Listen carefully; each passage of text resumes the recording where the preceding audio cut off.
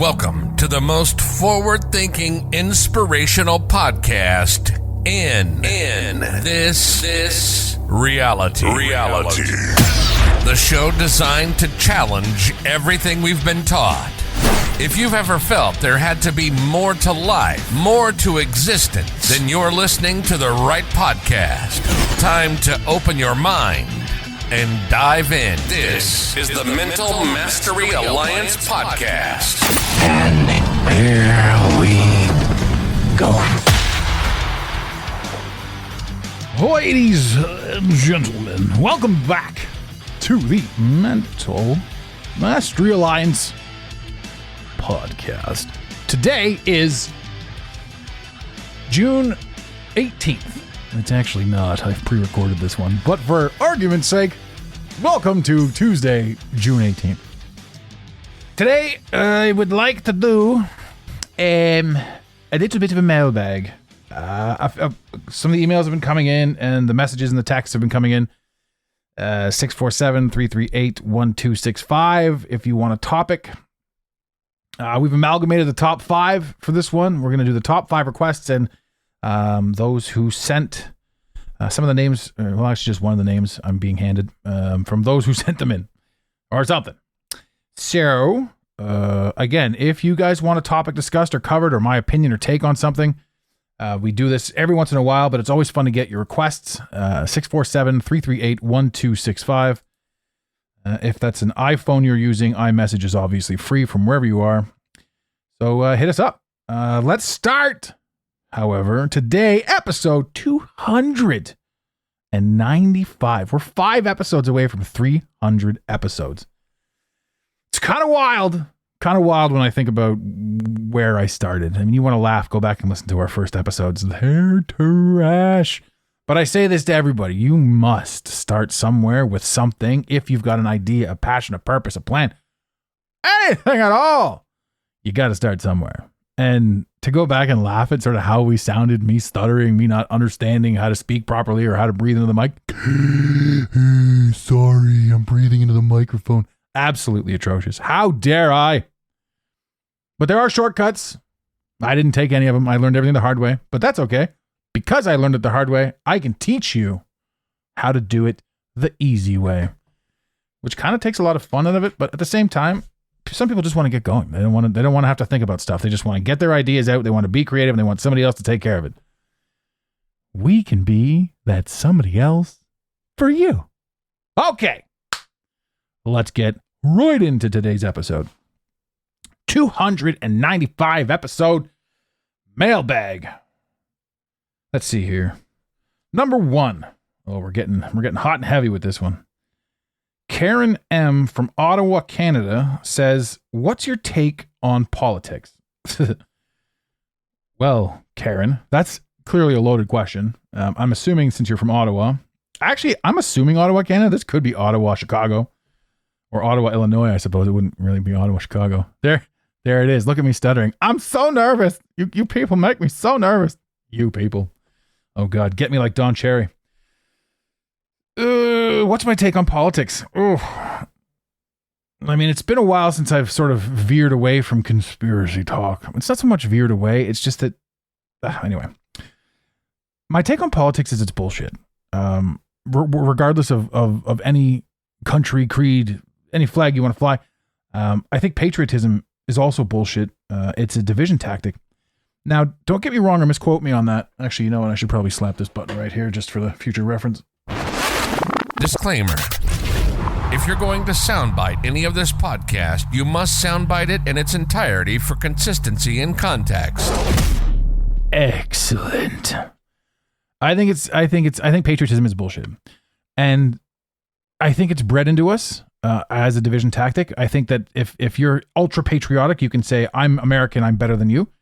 And I think that was the intent. I think patriotism was weaponized because honestly, why are we proud of where we were born? It's a strange thing to be proud of. Pride also is one of the 7 deadly sins, not to get biblical. But I mean, there's truth in absolutely everything. So, I mean, decipher, sift through, look around. I don't know what to tell you. But Actually, I do know what to tell you. I tell you whatever I think I'm feeling at the time. That's what I say. And everybody else is entitled to say the same thing. It's you who is entitled to listen to whoever you want to listen to. I remember the last episode, I was actually chatting with a friend about it. And it's funny how I was so hard, I wouldn't say high strung, but I was like, I had a lot to say. And I ran through 3 topics at the same time. And the feedback I got on that episode was pretty funny. Because it's like anyone without ADHD would have had a hard time following along, but everyone with ADHD was like, you're making valid points 3 at a time. Why I think politics and patriotism and all these stuff is bullshit is because of the weaponization of it all. Because of the fact that it intentionally promotes your beliefs being better than somebody else's. And I've had a problem with this for a long time. It's not being patriotic. I mean, I'm Canadian and I love the country in which I live. I love the mountains. I love the lakes. I love the northern foliage. I love everything about this country, the maple syrup, the people, the politeness, the kindness. I love the people. I love the people. I love the humanity. Love, love, love, love, love. I love the humanity that is Canada. I cannot stand the society that is Canada. I cannot stand the people preaching about front holes, for the love of Christ. Everything is political now. And one of the problems too with politics is people will say, well, it's Trudeau's fault. And I said, no, you got to look higher than Trudeau to get into what this politics be politicking. This guy's just a pup. There's no fucking way that this guy's got a brain in his head whatsoever. Any Canadian listening to the show right now, and anyone that was an avid mocker of this jabroni, was very well aware that this whole fucking, I mean, one of the first times we ever heard this guy open his mouth about some idiocracy, like publicly, not to mention the fact that he declared war on his own citizens in French. I wish I could find that clip. If anyone's listening and knows where that clip is, I have not been able to find it. My Google searches will not allow me to pull it up no matter what I punch in to get that interview where he's talking in French about how those who don't get vaccinated are a threat to the rest of us and something needs to be done about those people. Us, me. I'm a threat to your democracy. Something needs to be. You declared war on your own. Anyway, he said people kind instead of mankind. He decided it's people kind. I'm going to punch you in the. I'm not a violent man anymore. I can be pushed, not to violence. Maybe. But there isn't a single person I know, like I've said 1,000 times, there isn't a single person I know that's in the light working field or in the energy field or in the abundance field that didn't come from absolute trash and disparity and anger and angst. There's a meme going around out there that says, reminding people that you were a gangster before you were a peacemaker is one of those funniest things. And it's like SpongeBob sliding a thing over that says, try me, ho. And I love it. I love it. You don't get the opportunity to speak kindness into the world without being able to defend that kindness with violence if need be. Because the most violent group of people out there are the ones preaching for inclusivity. Well, we want inclusivity for absolutely everyone except fucking you, because you've got a different opinion than me, so you can go fuck yourself while everybody else is inclusive. You'd think I'm angry about this, but I'm not. I'm just happy. It's a good day. I'm passionate.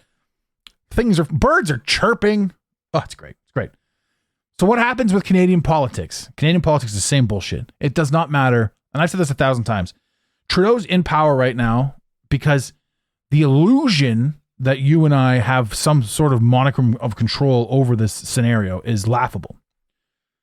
So instead of being like, we need this guy out, we need to revolt, they're just like, okay, well, how about you vote somebody else in if you're not happy with who this person is? If you're not happy with what they're doing, vote somebody else in. But whoever you vote in, the left or the right wing, it's the same bird. It's the same fucking bird. So the same people pulling the strings with Trudeau will be pulling the strings with Pierre. Where I see the benefit to Pierre coming in is there will be a reprieve. There will be a lightening of the load to make it seem like, we've done something. When Pierre's in, the first 2-3 years of Pierre being in, stack your chips because it's going to get chaotic again after that. No doubt about it. And then Pierre's going to be the bad guy, and this is just the game that they're going to play. So my take on politics is it's bullshit. It's divisional bullshit designed to distract every single person from paying attention to owning up for and taking responsibility for themselves. It's also designed to siphon your money out of your pocket, right? And this is the thing too that people don't quite understand about governments. Paying your taxes is bullshit. It's garbage, right? The amount of tax they charge on tax. Now, anyone who's still attached to the system will fundamentally say, those taxes pay for your roads. You know what? The people in the town can get together and be like, look, Road Builder 1 and Road Builder 2 are standing right there. Let's just go pay them directly. We don't need government contracts for that. We can figure it out ourselves. The government is a ruse. It's a lie. It's a scam, right? And it's not about the government getting your money because it goes much deeper than the government. The government is just the figurehead that's taking the brunt and responsibility for all of this. If you want to understand it a little bit better, the thing that they say is follow the money. But I'll tell you this, those who invented the game, and that's still up in the air about that. Honestly, I think it's you who invented the game, but that's for another topic. Those who invented the game invented money. So they don't need the money. They invented it. They have as much as they could possibly want. Inflation's fake. All of it's fake, right? The idea and the math, they force fed us this tripe about why inflation exists and how it right? And then they basically just steal your money. They gave us a little sample of what it was like to sort of be upper middle class between World War II and right now, and they're taking it all away. How are they doing it? They allowed you to earn, they allowed you to focus on your money, they allowed you to collect and all this sort of stuff, and then they're just going to take it all away with inflation. Because it doesn't matter how much money you have, if they keep jacking the prices up on everything, then you don't have any money. So they just take it because they're in control. And they've always been in control. What does that mean? It allows us to adapt, change, pivot to the point where we just shut it down, say, not interested, don't want to play your games anymore. The whole purpose of finance, the whole purpose is to take you away from finding your purpose. They don't want your money. They're not doing anything with your money. Money's not real.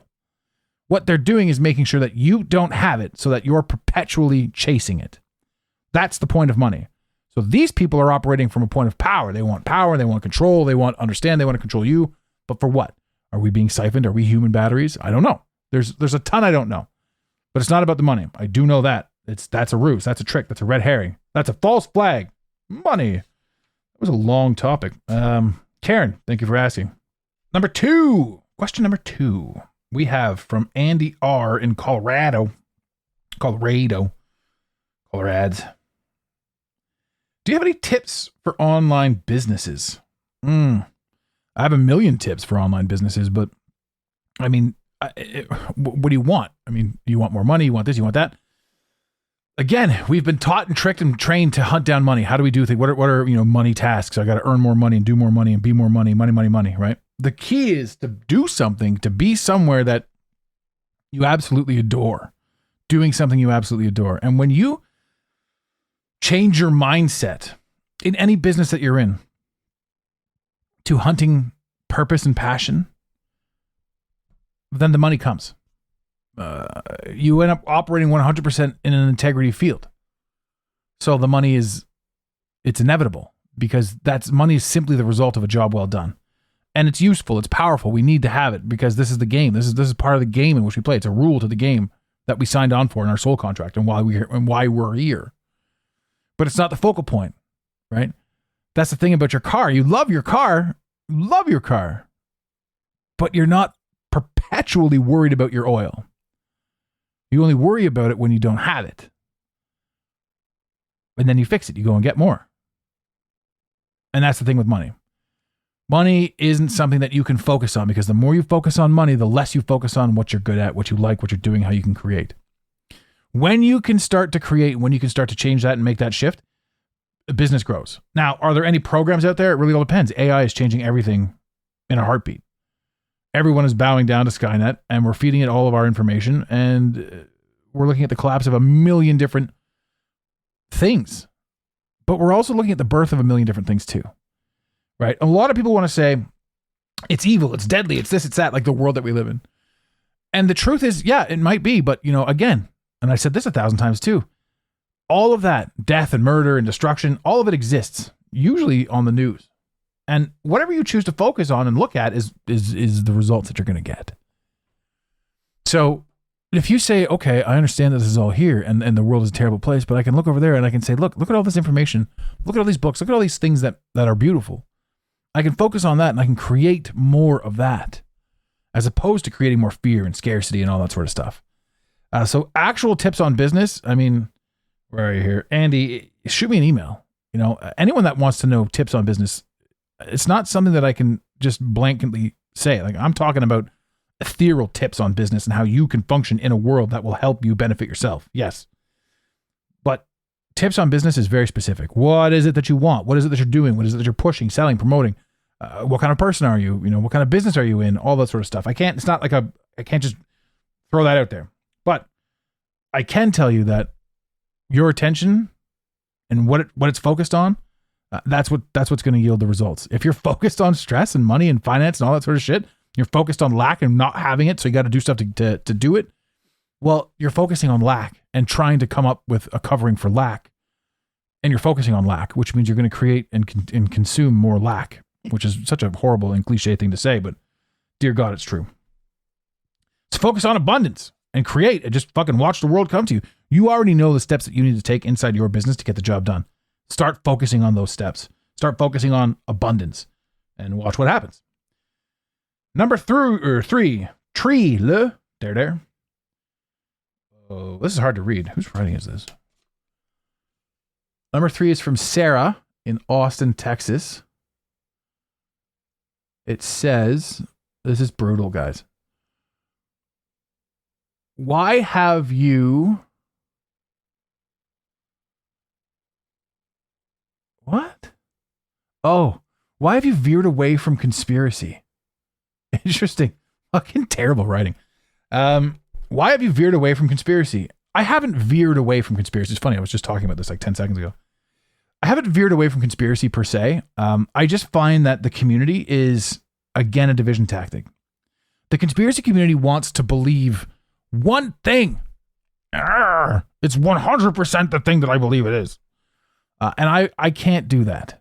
I don't have the ability to, I don't want to say rest on my laurels, but like Flat Earth, for example, I fucking ate that shit up. And it was really cool to sort of have your mind blown with the idea of the Flat Earth. And the more you look into it, the more there are clearly holes with the Flat Earth. But what the Flat Earth did was destroy, completely shatter the globe Earth model and theory when you start looking into it. And that was enough for me. I was like, holy crap. So for a long time, I was like, yeah, Flat Earth. I'm just using this as an example. But now I'm not a Flat Earther. I don't believe in the Flat Earth. I don't believe in the model that's presented. Just as much as I don't believe in the globe. Right? Which then is like, well, where are we? Which is the really cool part about conspiracies.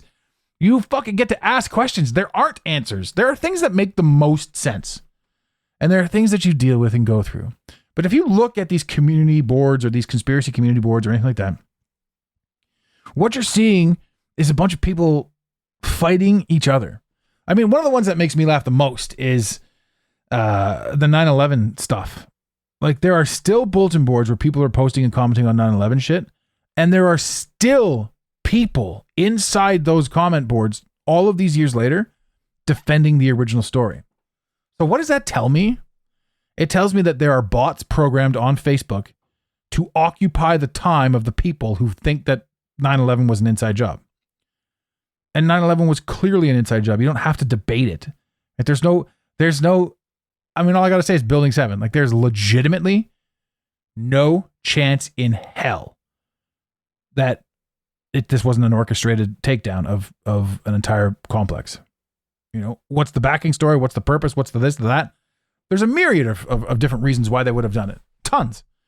But to be able to like argue that point, like, I'm not going to sit there and argue with you. Like, I don't fucking care. I'm not going to argue with semantics on this issue. And that's just one issue. So for me, I do talk about conspiracy, but I talk about it more along the lines of how it impacts you directly and what you can do with you inside your mind when you start questioning everything you fundamentally believe to be true. Which is where a lot of people called me a Pied Piper. They're like, yo, you don't stand for anything. I'm like, I don't, because everything I stand for is fluid. It changes. It changes with new information. I understand certain things on certain levels, and I'll have a conversation with anybody about anything, and I'll question their beliefs, not in an argumentative way, but in a hopefully an eye-opening way to them. Because if they've seen past a certain thing and they can see into more things, why wouldn't I want to guide that? I base my entire show off that. It's the idea of expanding your ability to understand and comprehend yourself in this environment, not the environment itself. Because that is also another trap. It's a time-consuming trap. So no, I don't veer away from conspiracies. I just talk about them in a different light and a different energy, and I love them.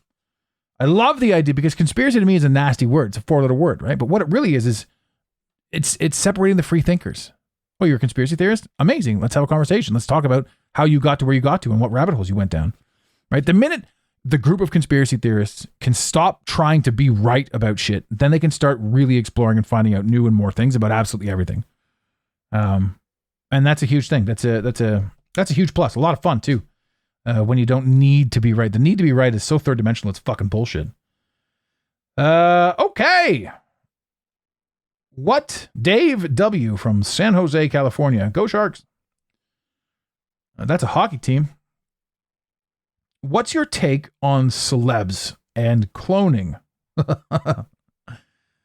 Man, that's another one too. I don't know if you guys remember Transvestigation. This guy on YouTube would go through this stuff and he would talk about all kinds of shit. And he would point out how these people are like, they've got the furrowed brow and they've got the bone and they've got the Adam's apple and the jawline and they're taller than everybody else and they're bigger. And when you see them sort of framed differently, they look different and weird. And, all of these people are huge and Kesha is like 7'4" and all this sort of stuff. He went on and on and on. And I was like, this is really cool. This is really cool. All these theories. And he got pulled down completely. He just got completely pulled down. My take on cloning is, yeah, of course, it's very easy. I mean, you look at the science guys. I saw a science guy talking about how they can fix Alzheimer's in patients by cloning their brains through their skin cells. And that was interesting to me because he's like, in this petri dish, we have, and it was a whole thing. He's like, in this petri dish, we have 5 brains that we're trying different things on. Little tiny fucking human brains, apparently. I don't know. I don't know the details on it personally. I just saw it. I'm like, that's cool. That's interesting. I'm not going to dig into it because I don't like it. Right now, in theory, if they can treat the things in the brains are alive. The brains are functioning. They've got electric pulses running through them, whatever the hell you want to call that. Which means they're probably processing information. And since our brain doesn't have any direct correlation to the outside world, it processes information through our senses: taste, touch, feel, scent, smell, all that fun stuff, through our body, through our nervous system. So, however this brain is sensing stuff, you would assume that it's deducing and it's acting and it's creating.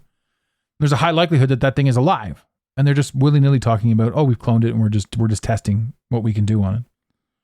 And since time is a construct, that brain, it could be alive for 5 seconds, but it could feel like an entire lifetime, right? Because again, time is a construct. So an entire lifetime to us is 60 to 90 years, right? And then in the time of Moses, it was like 700 years. And we don't know.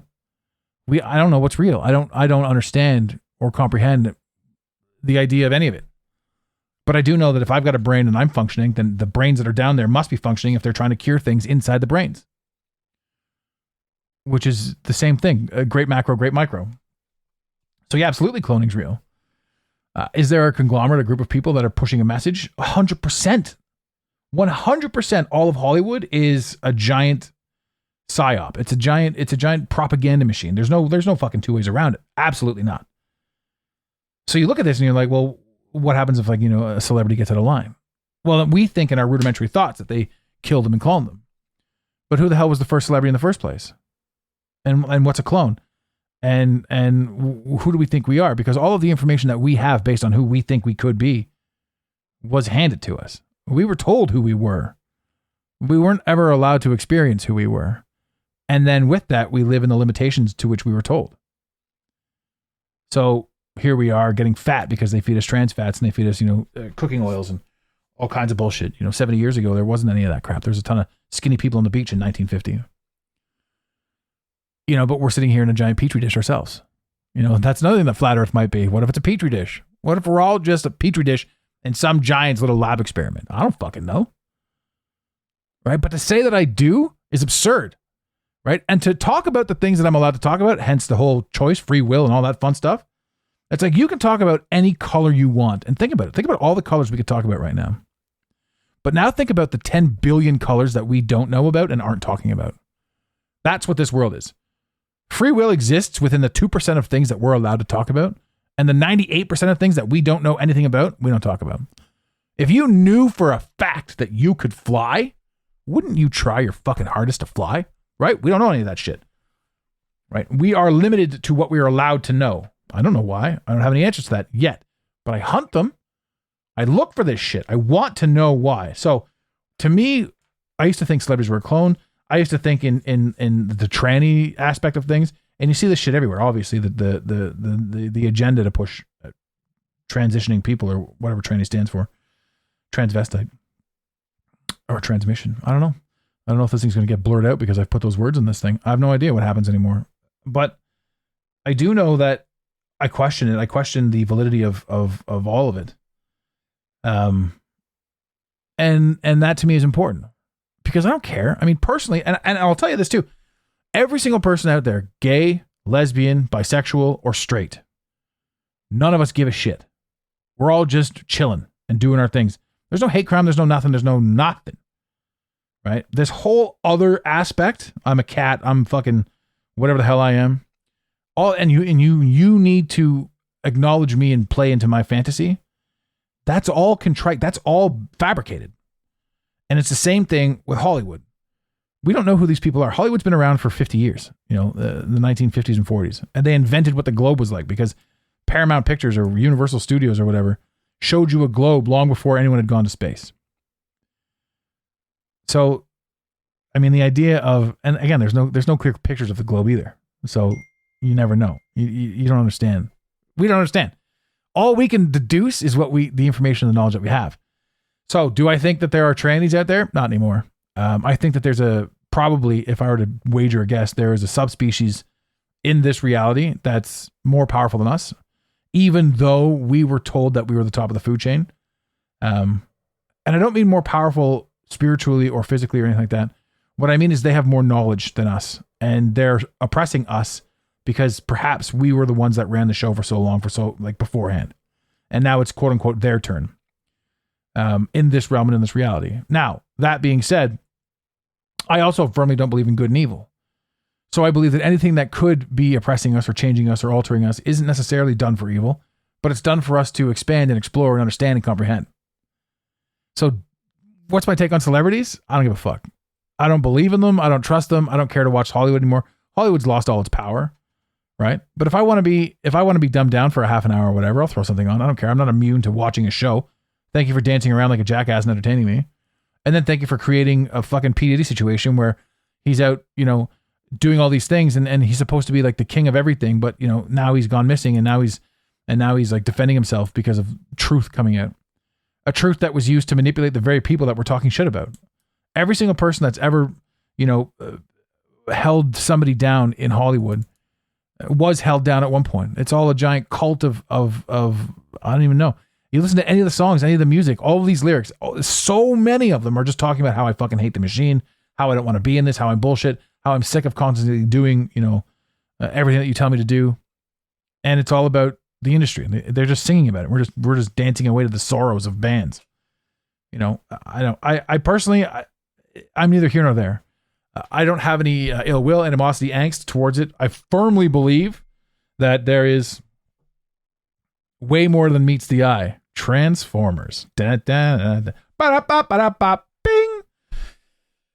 Whew, I haven't taken a breath. That was a 28-minute run-on sentence. What do we got here? Number 5, and the last one. Always one of my favorite questions. What are you reading now? This is from Lindsay in Sydney. Hello. Is it Sydney? The guy from Scream. Sydney. Hello, Sydney. You watch any scary movies? Ah! Sorry about that. Lindsay from Sydney. I get distracted. Currently I'm re-audiobooking Adyashanti's End of Your World. It's fascinating to hear a man talk about something so concise when it comes to understanding, comprehending the world around you as you first envisioned it and as it's starting to collapse. Like, it's crazy. It's crazy to take a look around. And then all of the people in your life that are like trying to hold you back or anchor you or make you think that you're crazy for seeing things differently. You're like, what's your purpose? And how come it's so important to you that I don't see what I want to see? Anyway, Adyashanti, I fully recommend. If you guys haven't listened to it yet, it's phenomenal. That is exactly what I'm listening to right now. I also dabble anything by Alan Watson. Anything. Alan Watts, you can Google him, YouTube him, buy his books, buy his audiobooks. All of his shit is fascinating. Every last ounce of everything this guy's put out to me is fascinating. I know he's a free thinker. He's a philosopher, spiritual thinker. And, back in the day, we used to think, philosophers are Socrates and all this sort of stuff because we never believed that we could be philosophers. We never believed that we could think predominantly outside the box and all that sort of stuff. Like these guys were all old and gray and carved in stone. Alan Watts was a drunk and smoked a lot of cigarettes and got high all the time. And he was from the 70s and he just talked a lot of shit. And it was fantastic. I loved every minute of it. It's to the point where, I sit back and I say to myself, I have become the modern day philosopher simply because I'm thinking and I'm thinking out loud and I'm sharing the thoughts that I'm having. I don't know. I love that shit. I love it all. I love the ability to just expand your mind into every single orifice or every single hole that you see and think and you want to look into and you want to grow with. I love the opportunity. I love growth. I love the experience. I love there's love again. Love, blah, blah. It's phenomenal. We live in hell and we live in heaven. And right now I am staring down the barrel of everything heavenly because I'm in that mindset. I'm in that frame of mind. I'm ready to rock and roll. Ladies and gentlemen, thank you for sitting with me as I now pulled off a 31-minute run-on sentence. I had a lot of fun. I love this episode. I should do more mailbags because I love answering questions directly. Again, if you want to get your question out there, 647-338-1265 on iPhone. That's an iMessage. It's free. You can call, leave a voicemail. You can also send email, info at the Mental Mastery Alliance. If you have a question about business, send me an email directly, Adam at the Mental Mastery Alliance. If nothing else, come say hello on Instagram. And I guess on that wonderful, beautiful note, I will say this, and I mean it when I say it. In the infamous words of Red Green, keep your stick on the ice. We really hope you enjoyed this episode of the Mental Mastery Alliance podcast. Stay connected with us directly through the mentalmasteryalliance.com. You can also join the discussion on Instagram at instagram.com/the Mental Mastery Alliance. Let the team know you're listening by using the hashtag TMMA or tagging us at the Mental Mastery Alliance. To have your voice heard on the show, leave a voicemail or send a text to 647-338-1265. Long distance charges may apply. If you love us, leave us a review. If you hate us, you spend your time in weird ways, but also leave a review. Every review on iTunes tickles the algorithm, helping us grow. Until next time, unity over division. This concludes the most surreal portion of your day. You got it, Pontiac.